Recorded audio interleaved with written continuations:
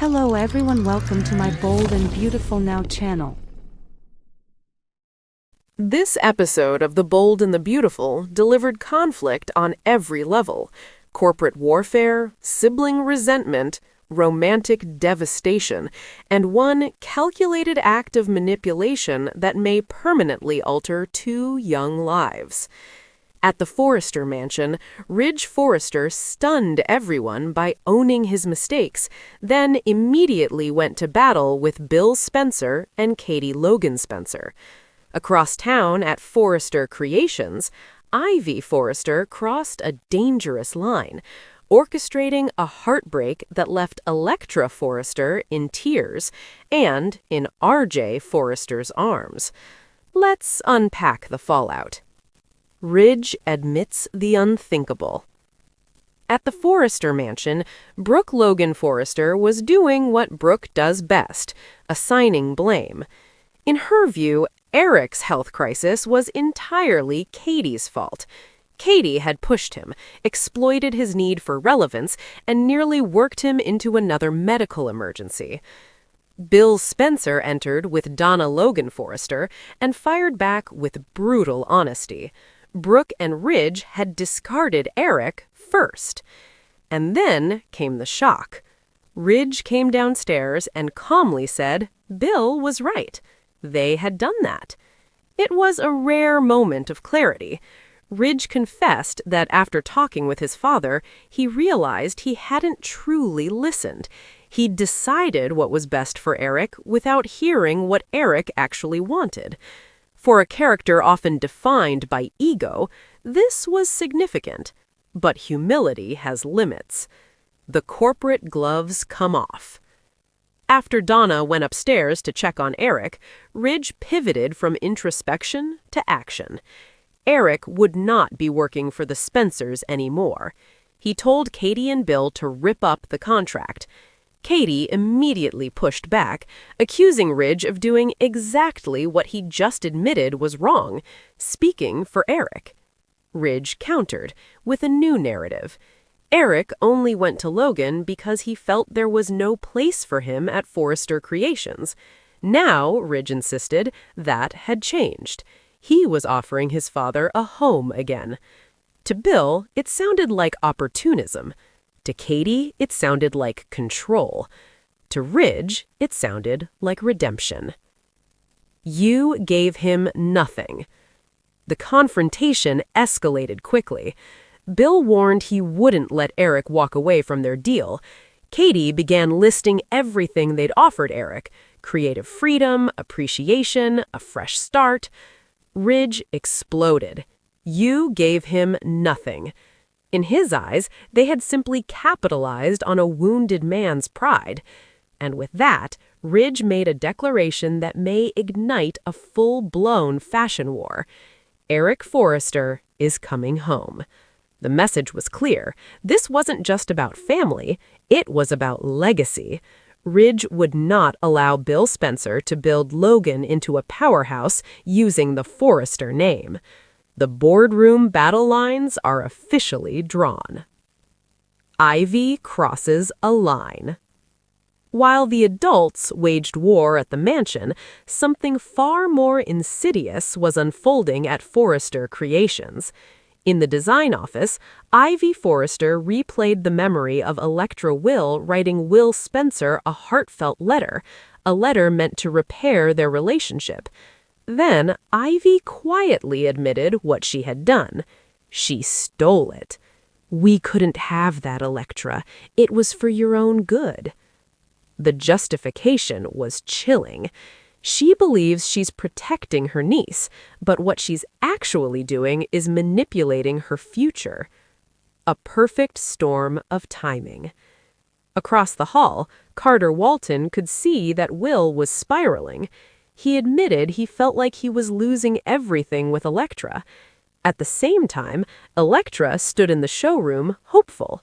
She believed once Will read her letter, they could finally move past the Dylan mess. Except Will would never see it, because it was sitting in Ivy's purse.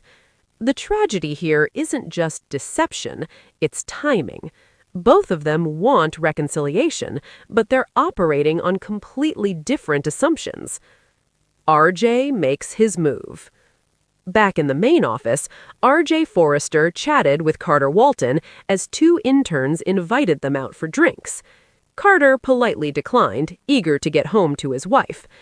RJ declined too, but for a very different reason. He admitted he was only interested in Electra. Carter quickly reminded him she was still Will's girlfriend. RJ didn't deny it, he just didn't look deterred. The necklace that changed everything. In the design office, Will had another emotional setback. The necklace Electra made for him, a symbol of their bond, broke. Disappointed and distracted, he set it down and walked out. And that's when Ivy made her move.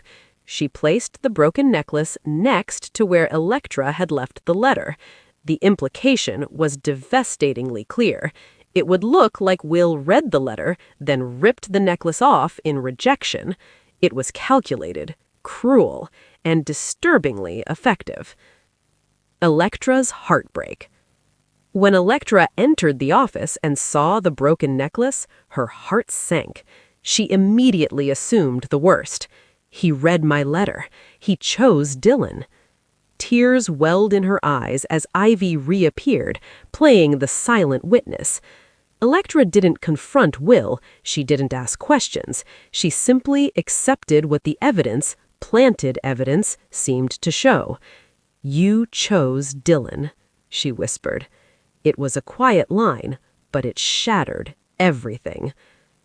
Ivy the puppet master. Electra fled to the showroom, devastated. Ivy didn't comfort her. Instead, she escalated. She went to RJ and informed her that Electra was going through a difficult time, that her relationship with Will was in serious trouble. Then she cleverly sent him to the showroom under the pretense of searching for a missing diamond. Coincidence? Hardly. RJ found Electra weeping. He listened as she explained what she believed happened. He didn't correct her assumptions. He didn't hesitate. He pulled her into his arms, and Ivy watched from a distance, satisfied. Meanwhile, at the beach house, Will returned home calling out for Dylan. Silence. The emptiness mirrored the emotional disconnect growing around him. He has no idea that Electra believes he rejected her. He has no idea a letter was ever written, and he has no idea that Ivy is orchestrating the collapse of their relationship. For now, he's simply alone. The real damage. This episode wasn't just about one broken necklace. It was about perception versus truth. Ridge believes bringing Eric home will fix everything, but Bill isn't backing down.